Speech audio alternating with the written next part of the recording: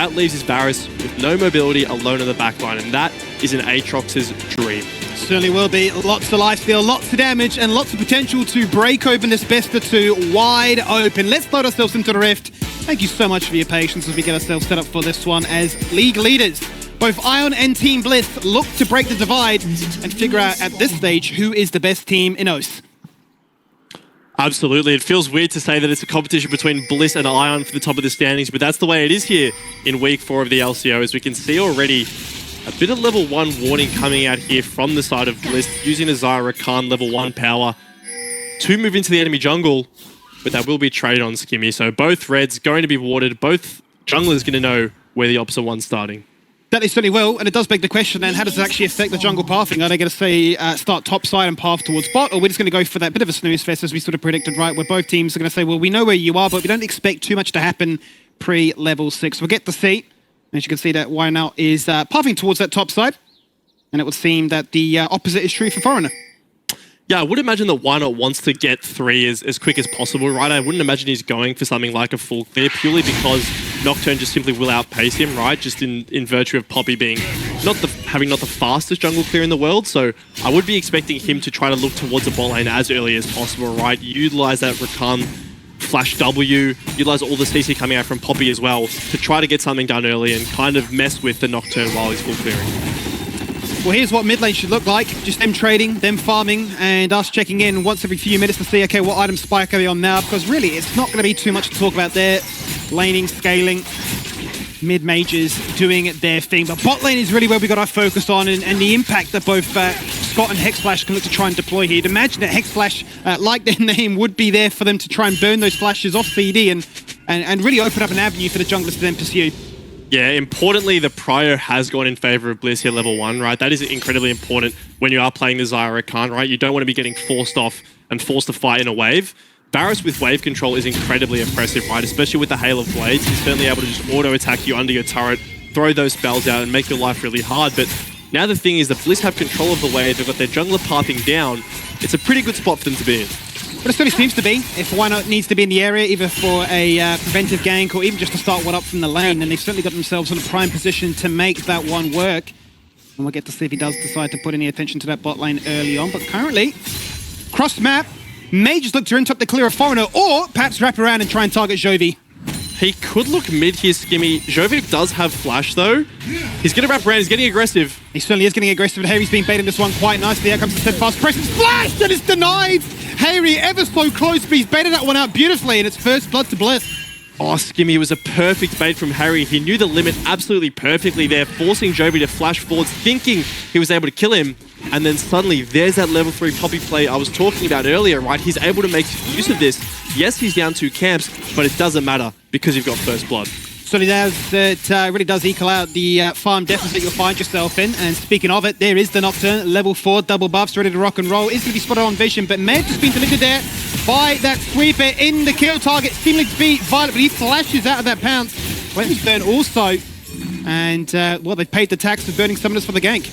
Yeah, it's a good capitalization there, right? You do get double sums out of Violet, which you will be happy with. To be honest, I think the Bliss bot lane got a tiny bit greedy there. I think they should have respected the fact that YNL has to make use of that downtime to take care of that scuttle crap, but he's here again bot lane. They'll just shove the wave in and get home safely. Certainly seems to be the case. Push that one in. Obviously got the insurance of the jungler in the area, so no concerns about being quite aggressive here. And once again, teasing is Scott, baiting out some aggression from the opposition, but easy chance for him to get back to base, spend up, and yeah, continue the tempo, continuous lead that they've been able to acquire here. Yeah, it is interesting to watch the mid lane here though, Skimmy, because Jovi, despite going down, is even in CS and still winning the trades out here in the mid lane, right? He is still the one with priority, so it'll be interesting to see how he's able to translate this, whether he's able to get vision towards this top lane to scout out those grubs. Because right now, he's winning this matchup. He certainly is. He's been a very aggressive player, and one that we've really been excited to watch as both supports actually rotate and roam into the mid lane. Grubs are only a few seconds away, so team both looking to try and put a bit of focus towards this one. Also, we talked about how strong it could be for Iron, but definitely the same rings true here for Bliss. Scott getting a little bit feisty here, just getting the gold back with neither flash on either of these mid laners, they're actually quite vulnerable, right? The Azir, before he gets that Emperor's Divide, and if you get on top of him, he will just go down because you have the Poppy W to cancel any shuffle that could come through. But Skimmy, we hyped up a grub fight. There's 4 members of either team in this area. Like a bit of a standoff at the moment. Yeah, it seems like the only ones not interested are the AD carries, as tends to be the case, right? They want those plays, they want that gold, and this is Blizz looking to try and fight that fight. It is Why Not right now as the focus. He got CC'd for absolute eternity. Great flash from Scott across the wall. Easy to fail that one, but lands it and guarantees they won't lose more than one on this occasion. But it does mean that Ion gets to take basically everything here.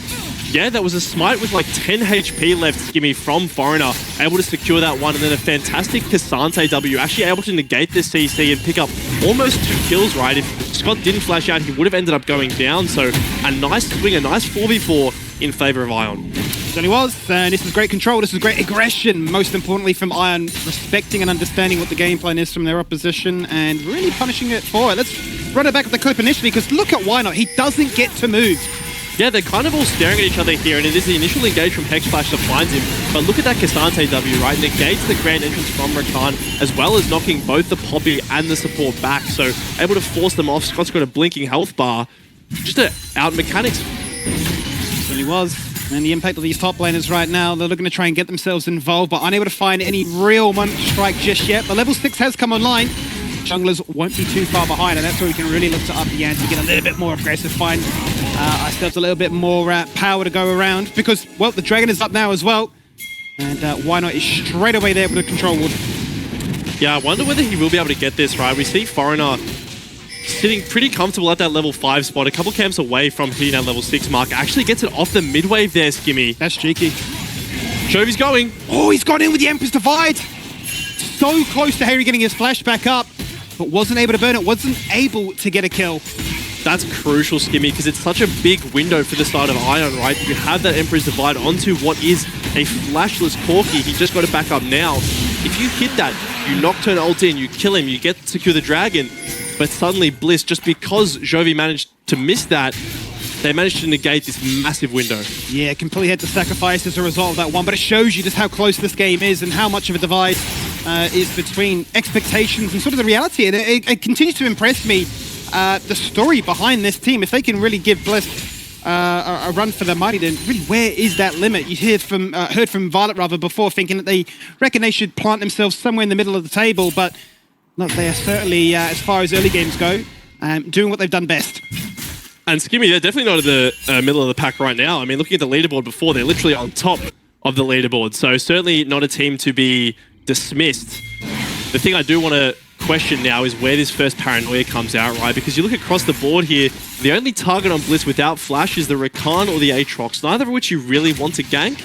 You could potentially head towards this top lane, right? Cassante does have pretty good gank setup, but even then, you're not really getting the gold onto the carries like you'd want to. So it'd be interesting to see whether they can combo this paranoia with something like a Rel engage 1/6 to be able to kill the Xayah, but that's going to be killing a Xayah through Flash, Cleanse, and Featherstorm. Yes, so much up and available to try and negate all that, right? So you really want to try and burn that from a prior gank, or at least some kind of pressure that makes sure that that first paranoia does find success. It's absolutely crucial that the first ultimate of this Nocturne lands, and lands successfully. Otherwise, you certainly can fizzle into obscurity. Really good warding here from Bliss, though, too, to kind of avoid that, right? You can see the deep ward placed by Scott on the enemy Raptor camp. That's going to spot him. That's going to give you enough time to get back. Even in the range of a paranoia, you'll be able to escape. So Team Bliss certainly aware of the threat on towards their bot lane, but they can see that matched by bringing Why Not down too as well. So like you said, Skimmy, you do kind of fade into obscurity if this Nocturne doesn't get on the board early enough.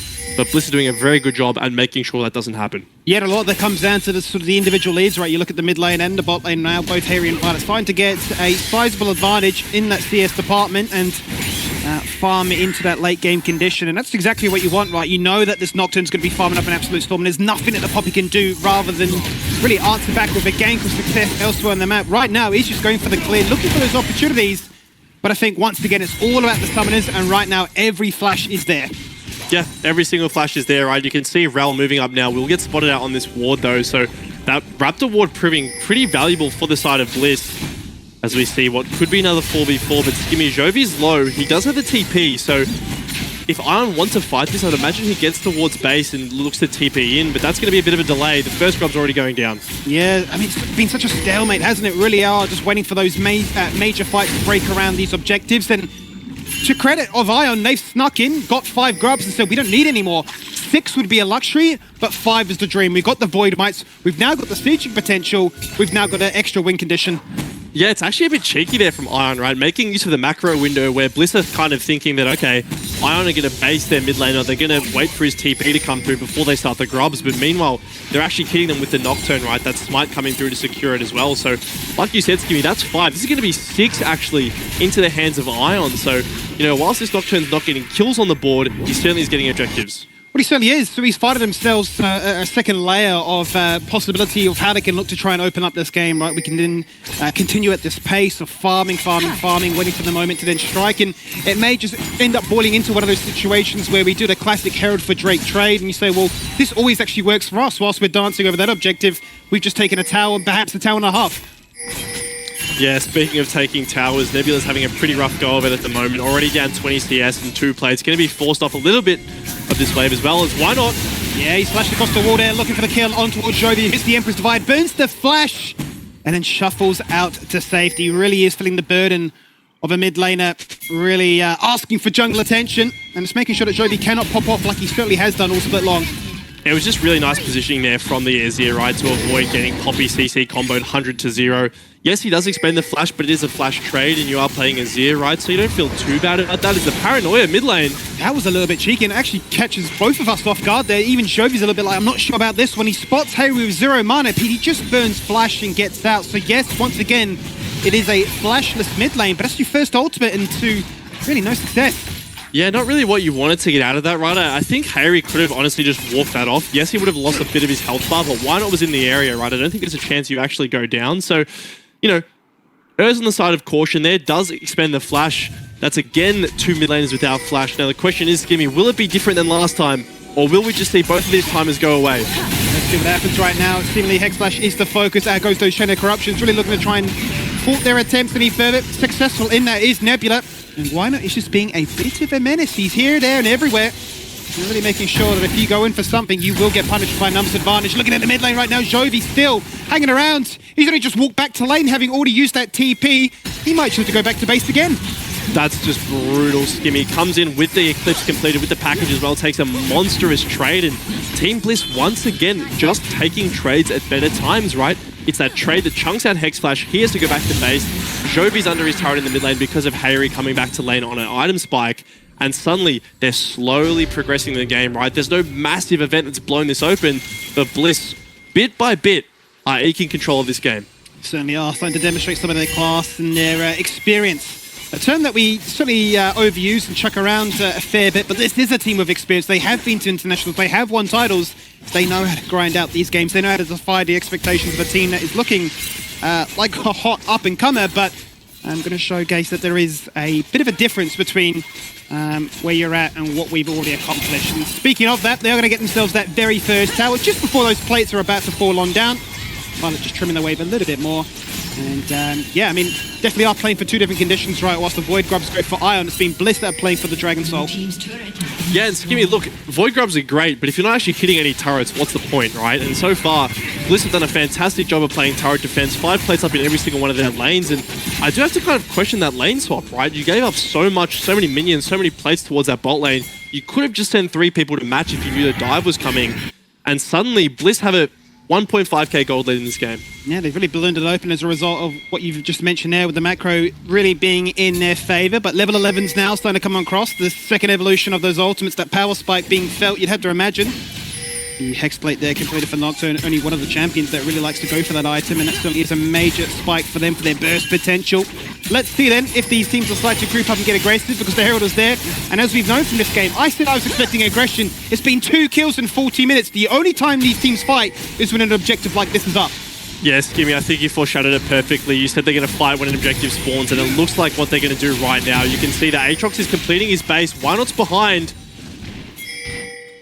Has he been found? Has he been found? Double TP's available for these top laners to get themselves involved into this one. Doraemon holding it for a much longer time. He's going to rock up to the spike late, but it doesn't really matter. It's already going to be a 4v4. Nibli's found that kill. Jovi's still alive. Has no flash, has no care. Out go the lights, and down go the members of Blizz, because Hexflash has jumped in. 3-man Magnet Storm. Violet Flash. Featherstorm. He gets booted out.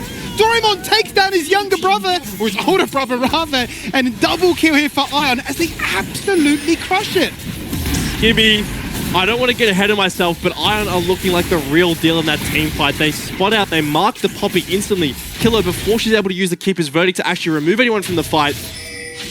As Skimmy, I don't know if Jovi knows Bio's in this bush. He's going to rock up, he's going to know now. Beautiful interrupt there and the dash escape away. Bio's biding his time, waiting for that CD1. All attack would do it. And the king himself gets his revenge. Bio, the last remaining member of Bliss after that fight, but as we take a look at it again, right, it looks a bit dicey for Ion at the start. You can see Why Not has his flank position, but again, he's not actually able to seize the Jovi, right? There's nothing to actually lock him down, and then suddenly the jungler's dead. Nebula in the backline is all by himself, able to free hit completely fine, and then it's this re-engage here. Hexflash, fantastic rel combo onto 3 people in the back, and then Doraemon gets a bit of brotherly love on the backline, taking down Violet. And it's so clean by Doraemon on the flank there, right? The flash disengage away, hold that for a second because we've gone back to live, and Hexflash is dead. We had to get a response as to what went wrong there, but yeah, I just think it's beautifully played by Doraemon, right? Goes unstoppable, denies all those feathers being recalled back, snipes them out, gets the kill. And that competition in the same house, maybe that plug pool's not too far away. Yeah, absolutely. And Skimmy, the thing is, right, is we talked to you earlier in the game about the need to find multiple engage angles onto this Xayah, right? Because the kill that she has from this Rakan, from this Poppy, another way to get around that is just to kill the Poppy, right? If you don't have this champion who's able to stand on top of your carries to cast that Keeper's Verdict, you're not able to actually defend. So, as we see, oh, Hexflash, he gets spotted. He tries to make it out, but oh, it's tragic. She's got ward from either end, and it goes, oh, yeah, fair enough. I thought I was getting the jump on you, but you've actually got me. It almost looked like he cancelled that little Hexgate activation as well here, but we can see as we go back to live, the posturing around the dragon, right? Iron acknowledging that this would be the 3rd dragon for Team Bliss if it does go over to them. Wanting to make sure they set up and control this area first, right? Incredibly important when you are playing this poke Varus. You want to be the ones to have control of the area. You want to be the ones with vision so you can throw out these Qs, these Es, this poke without really worry of getting flanked. As we can see the Herald summon in the mid lane here. Poke from either side's coming out. And a bit of a non-committal Herald, right? It was summoned, and Team Bliss was showing no signs of going for the Dragon, so there was not that conventional trade. Nobody actually mounted up and jumped into the Herald, so no Void might spawn, no damage towards that turret. Even with those 6 stacks, you're thinking, it seems like a bit of a failed opportunity there, where, sure, we're wrestling for control on mid lane to guarantee this Drake can be denied, but it's a bit of a dance, a bit of a standoff, where I think both teams are scratching their head. Yeah, I think the deciding factor here is this package that Hayri's just picked up. He's also got the Manamune fully completed on that base. This is an incredibly strong Corki, and they're going to be forced to walk into this package here. Multiple flank angles are present for Team Bliss. How do Ion get their way out of this one? Well, let's see what's up and available. Both Jovi and Hayri do have their flash. That should be the one to keep your eye on right now, because Foreigner does not. There will be some very susceptible members to a fight if it were to break out right here. And now One already with the ultimate, the knockback one, guaranteed this might work in their favour. So 3 dragons go towards them. Bio has the 3rd kill of his game. In jumps the Nocturne, surrounded by 3 members. He just gets ripped by the Blade Caller. And Scott looks to look out down onto the Cassante, but he's dashing, he's running, he's all out of dodge. This time, Bliss are the ones who get the engage they need. Biopanther threatening to flank the entire time that fight, and the second the Keeper's Verdict lands, it is all signals are go. The package is massive from Hayri, and these solo laners are getting stronger and stronger. Skimmy, that's a sole point for Bliss. It certainly is, and it really is the case once again of both these teams playing for very different conditions. We'll run it back with a fight once again. Yeah, so importantly, the Keeper's Verdict isn't actually Nocturne W tier, which enables this jungler to be sent completely out of the fight, and the package is just huge, right? Yes, the members of Iron are able to run away, but they are completely out of the fight. You can see the 2 carries completely zoned off, which means that when Foreigner, when Doraemon go in, they're by themselves. And I mean, this is a Profane Hydra Aatrox. This is a lethality Aatrox, so if he gets on your backline, they are not living. You were talking about it from the drafting, right, as to how strong this Aatrox is going to be. A mobility-less Varus is going to be in a bit of trouble, and especially when that Aatrox has snowballed, they have damage for days. Let's check in with the overall goal to see where it's all at, because it is Violet, who has 8,500 to his name. And his younger brother is in trouble right now, getting collapsed upon by 3. Easy business to take that Cassandre. Despite how strong the champion is, it will live a little bit of time. And it will definitely mean that I have to carry on this conversation for a bit longer. But in the end, it does come falling down. Yeah, he's just a little bit too far up there, Skimmy. This is the thing that an experienced team like Bliss will teach you, is that no wave is safe in the late game, right? Unless you have warded for it, unless you have members able to support you, especially with the Hex Gates, you are just going to get collapsed upon, right? So now Bliss, they get this pick, they translate that to control in the mid lane, and this is how they win, bit by bit. They're going to apply pressure to you until you break. Certainly seems to be the case, right? Test and tease and see what you can do when the pressure comes towards you. Great flash there from Weiner, anticipating the Emperor's Bite, does not get baited, and knocks you straight into the Raptor wall. That kill is picked up, all importantly, by Harry, and the gold is spread in all the right places right now. Bliss and their carries are incredibly strong as they run straight to Baron.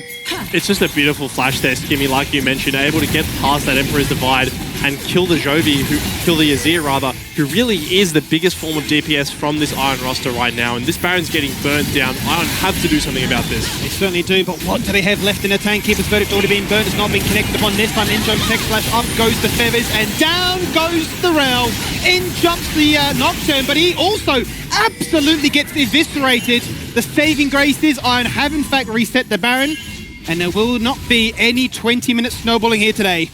Yeah, they'll stop the Baron, Skimmy, but ultimately this is just what happens when this Iron comp doesn't engage decisively together, right? You can see Hexflash thinks he's found the play, he goes in, gets taken down. Foreigner, the same thing, he thinks he's found the angle, and suddenly he gets blown up too, right? It looked so good in that fight earlier in the game, but Bliss now, with this Aatrox providing pressure onto these flanks, it's very hard for this team to actually get a fight where they can all go forwards at once. And as this game goes on and on, items keep getting picked up on this Corki, on this Xayah.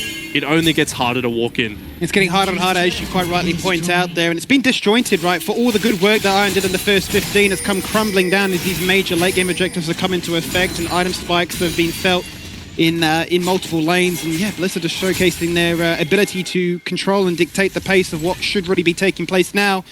Does beg the question then, what do Iron have left in the tank? As much as it sounds like I'm already writing them off, it's been a case where really Jovi's never been able to be aggressive. He's always been receiving ganks, always been able to zone them back, and watches this team have to try and scramble to defend the Baron. Yeah, we can see this Baron defense here, and once again, you know, they are probably disjointed in comms. Everyone's kind of frantic. You can see the initial engage is answered very well by Violet with the Featherstorm, and then suddenly that's a Nocturne ultimate. You do not want to take the second you cast that, right? Into the middle of 4 members, just taken down instantly. So you can see what happens when they're not cohesive, right? But they do have the models for how to win team fights, and yes, they are pretty far behind, but if you get a nice Paranoia coupled with an Emperor's Divide and a Shurima Shuffle, with the Rel over the top of it, you can still win these fights, right? The question is, can you clear the vision necessary to do that? Can you control the waves necessary to do that? And that's the hard part at the moment. It certainly is the hard part. You can see how much vision right now is on the map of zombie wards galore being littered all over this entrance into the Dragon River, and Iron certainly doing their best to make sure that it gets cleared out in their favor instead. And that combo you discussed, that wombo, really is that sort of bread and butter where those 3 champions come together with the lights out, but it's been so incredibly difficult for that to land. I think a lot of that has been in credit to the ability for them to be aggressive with why not, but also the package timing around what has been, we AFK until an objective is up and available. And Skimmy, he's just completed Malignance as well, right? Every single time there's a dragon, Hayri comes in with package, with a completed item, and Iona trying to burst this down quickly, but they don't have the DPS to one-shot this. Or they go with the Hex Gates, they're going to try and see what they can find from this one. This will be Teamless, they're going to pick up the Hex Gold. It's been absolutely massive for them. They spend away the Azir this time. No need to worry about any kind of spike contest this time, but it gets stolen by Foreigner, jumping in with the ultimate to guarantee that this will not be a stall point today. Hex Flash do whatever he can, but Scott survives. In jumps Harry with the package. It does no damage to anybody, but it gives them the mobility as Biopanther is absolutely running a storm with the World Ender. He's getting it done. There's a triple, looking for the quad. The spell should stop one, but it won't stop everything as they clean sweep for the ace. The discipline pays off here from the side of Bliss. The patience they have in that fight to wait for the perfect moment to use that package to go forward as this Aatrox. And he's been the unsung hero in my opinion. Biopanther has been taking over this game, forcing Ion to come in. Yes, they steal the dragon, but let's take a look at this again, right? You can see Harry in the top side doesn't rush to use his package, right? He knows Ion had to come into them. They had to try to secure the Dragon. And the second that happens, you can see BioPanther popping the ultimate, going forward with this Corki, and they are unstoppable. He's having an absolute field day. Everybody coming into the dive, and he's saying, well, this is easy for me. Q1, 2, 3, and you're all just dead. Look at the damage. I mean, I feel like I'm just watching Osedeus. It's just ridiculous. The lethality build is so incredibly strong. Once you get a couple items, you are able to just absolutely ruin the lives of these enemy AD carries, and that's exactly what he's doing, right? Not only that, Skimmy, but Varus lost Flash, right? You're now playing a flashless and mobile carry into what is a very fed Corki, a very fed Aatrox. We can see already Harry doing serious damage to Doraemon. He certainly is. Doraemon is just going to die. There's not really much more he can do about that. No Ghost, no Flash, no ability to disengage, despite how tanky you are. As you quite rightly mentioned, that is an incredibly strong, now level 16 Corki. I mean, that's the thing, Skimmy. Doraemon's a bit tanky, but he doesn't have any magic resist, right? He is just going to get one-shot by this Corki with the Malignance, with the pen from Eclipse as well. And Bliss there will take his timer. Scott has found an engage. He certainly has found an engage in with the Grand Entrance, but does not really matter because all he wanted was the charm, and the charm is successful. No ability to run away that time, Nebula. You can hit that Ghost, but you need more than that. That opens up the mid lane. And with the Baron still, what, just under 2 minutes left, they can put some real damage into the space. Yeah, that's basically how I describe playing Varus with Flash, to be honest. It's not a very fun experience, and you can see he's going to go down. Now, it's really all on Jovi here to pump out the damage to clear these minions. As Bliss have their eyes on the second inhibitor here, you would imagine that with this cannon wave, it's a double cannon wave plus the two they already have in the top lane. They might want to look towards something more. Honestly, you get another pick at this stage. He's looking to try and end the game, but Hexage wants to try and prevent it. In with the Magnus once again, jumping in to try and find that fight. There is no paranoia, there is no combo, and there is no chance of defending. Two members fall down, both top and bot. And they say, well, that's as easy as it comes. Now we'll use a TP to protect that mini wave a fraction longer. Emperor's Divide goes out once again, but as you jump out, we jump back in. In goes Scott to find another kill. As BioPanther looks to try and get double digits. He'll finish this game 9-0-6. An absolutely superb performance as they wipe the floor in 27 minutes. It was a